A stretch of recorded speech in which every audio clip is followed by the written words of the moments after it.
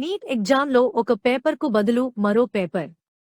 Exam రాసిన విద్యార్థుల భవిష్యత్తు గందరగోళం. కొమరం భీం జిల్లా కేంద్రంలోని ఆసిఫాబాద్ మోడల్ స్కూల్లో నీట్ పరీక్షా కేంద్రాన్ని ఏర్పాటు చేయగా విద్యార్థులు హాజరై ఎగ్జామ్ రాశారు.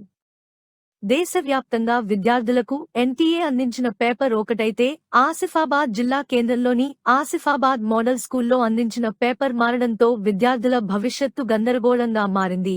దీనిపై ఎగ్జామ్ కండక్ట్ చేసిన సిటీ కోఆర్డినేటర్ను వివరణ కోరగా ఎస్బీఐ బ్యాంకు నుండి తీసుకురావలసిన పేపర్కు బదులు కెనరా బ్యాంకు నుండి తీసుకువచ్చిన పేపర్ను విద్యార్థులకు అందించడంతో ఈ పరిస్థితి నెలకొందని తెలిపారు.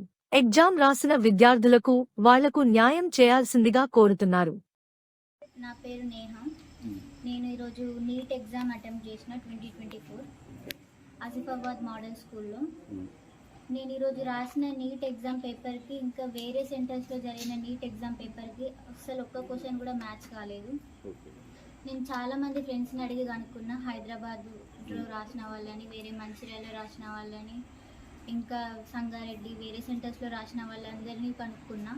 వాళ్ళ క్వశ్చన్ పేపర్ మొత్తం వేరే ఉంది. ఓన్లీ ఆసిఫాబాద్ మోడల్ స్కూల్లో జరిగిన క్వశ్చన్ పేపర్ మాత్రం వేరే ఉంది. ఓకే, నీట్ ఎగ్జామ్ టోటల్ మన country total question paper same కదా?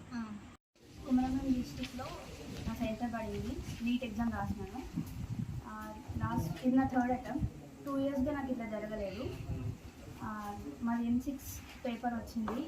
ఎగ్జామ్ ఈరోజు నేను ఎగ్జామ్ రాసిన. ఎగ్జామ్ అయిపోగానే అందరినీ కాల్ చేసి కనుక్కుంటుంటే అందరి సెట్ డిఫరెంట్ ఉంది, మా సెట్ డిఫరెంట్ ఉంది. ఓన్లీ మా సెంటర్లో మాత్రమే డిఫరెంట్ క్వశ్చన్ పేపర్ వచ్చింది.